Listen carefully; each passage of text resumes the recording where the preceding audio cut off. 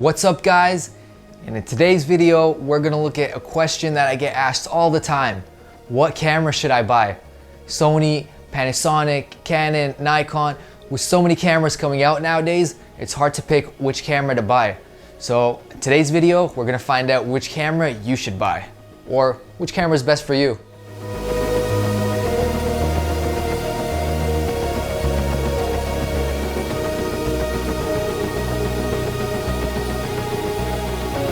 So the quick and short answer is, it actually doesn't matter what camera you get. I know you're kind of disappointed, but I'll explain to you why, and I'll give you recommendations on how to pick your first camera or your next camera purchase. Now, with many advancements in technology and new cameras constantly coming up, there's pretty much no room for error. You can pretty much get any camera you want nowadays and produce amazing results. It's mostly about who's operating the camera rather than camera itself. There are so many people nowadays even using their smartphones to get amazing results, which goes to show and prove my point that it's not really about the camera, but the person behind it. So if you can't afford a camera, then you can simply use your camera phone and still get amazing results. Don't be disappointed just because you don't have an expensive $5,000 or $10,000 camera, because even if you did, chances are if you're not good enough, you're still gonna get horrible results. And I can give you a good example for that, which is the Red camera. Let's assume you had the Red camera and you didn't know how to use it, or you're just not that good at taking photos. Or let's just say you're still a beginner. You're still gonna get amateur looking videos even though you have the most expensive camera in the world. So like I said earlier, it's not really about the camera, but more of the person behind it. Of course, the camera is a tool. It's gonna help you get better results, but at the end of the day, if you don't know how to use it, you're still gonna get amateur looking results. You're probably thinking, well, I've never seen a person using a Red with poor looking videos. Well, ask yourself this: who are the people buying Red cameras? It's definitely not a beginner who just bought the Red for his first time. They're usually people who have been doing this for years and years and decided to invest in a Red camera. So that's why you're always seeing amazing films and even movies shot with the Red, because you're not seeing beginners use this camera, and it kind of gives it the image that everybody who uses this camera is gonna get insane results, but that's not true. It's mainly because the people who are buying it are just really good at what they do, and it makes it look like the camera's doing it for you. Another great example of this is one of my favorite filmmakers, Brandon Lee. He makes some amazing videos.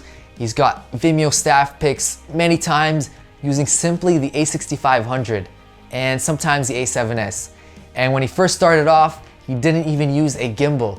He was all shot handheld and he got silky smooth videos, which goes to show that even if you don't have professional gear, you can still get amazing results as long as you overcome the limitations of your camera. So understand your camera, how it works, and start overcoming those limitations, and I guarantee you, you're gonna get amazing results with whatever camera you shoot with, whether it may be a smartphone or a professional camera. So now that we got this out of the way, let's look at what camera you should buy. Well, this is a question that a lot of people ask me. Which camera should I buy? Should I get Sony, a Canon, a Nikon? Well, to be honest with you, it really depends on what you want to do, what your shooting style is, what you're looking for in a camera. So I'll take myself as an example. For me, I like to shoot a lot of videos with equally as much or less so photos. So I'm looking for a camera that can shoot high resolution 4K and can still take great photos at the same time.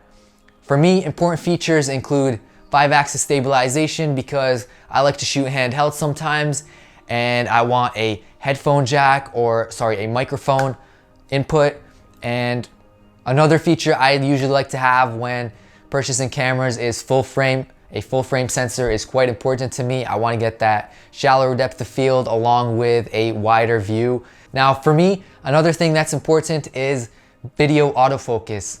I used to have the A7R II, but its focusing system for video wasn't that great, which meant that I went to the A6500 simply for the amazing video autofocus capabilities.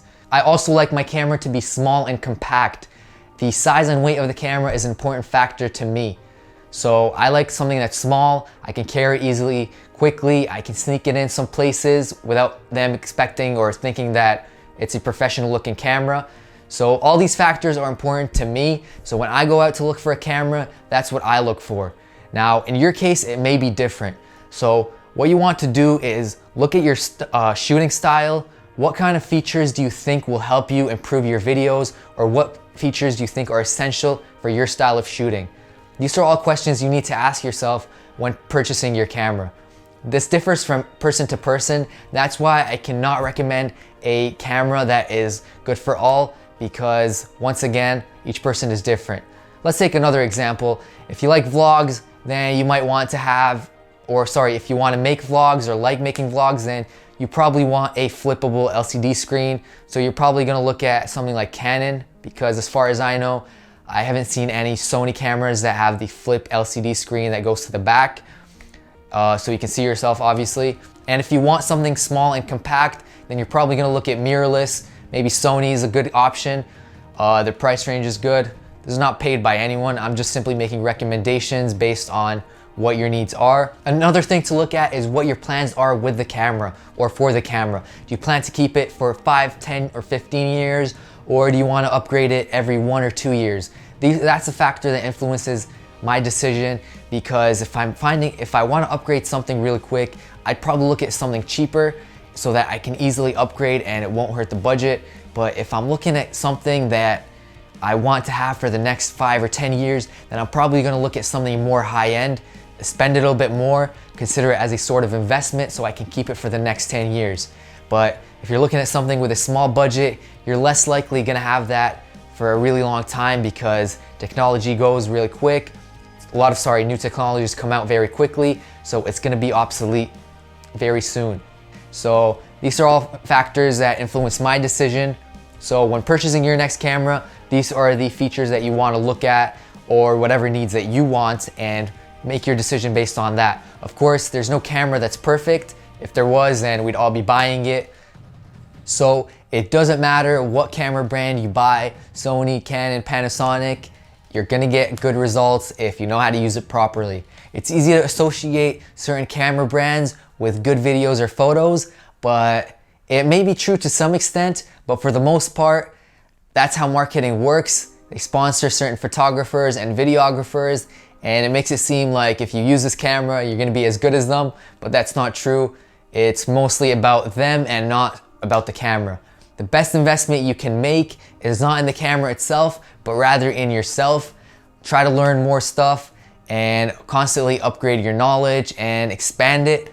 That way you'll get the best videos and photos you can possibly get with whatever camera you're using, even if it's your smartphone. One last thing before ending this video is I highly recommend you invest more in your lens rather than the camera body, because lenses tend to retain their value a lot more than cameras. Camera bodies tend to come and go really quickly. Lenses are upgraded less frequently, and like I said, they retain their value. So if you want to sell your camera lens, it's going to hold its value for a longer time, whereas a camera body, when it becomes old, it's going to drastically lose value. So I recommend that you allocate more of your budget for the lens rather than the camera body. And I hope this video helped you guys and you enjoyed it. And if you did, give the video a thumbs up. It helps a lot. If you want to catch future videos, you know what to do. And oh yeah, follow me on Instagram, because I go to a lot of awesome locations and I post them on my stories. They usually don't make it to a YouTube video. I'm trying to, but it usually doesn't make it. I don't have enough time to make it. But if you want to catch amazing locations, sunrises, sunsets, all around Dubai, Instagram is a place to follow me. And that's it for this video. Once again, thank you guys for watching, and I'll see you guys next time.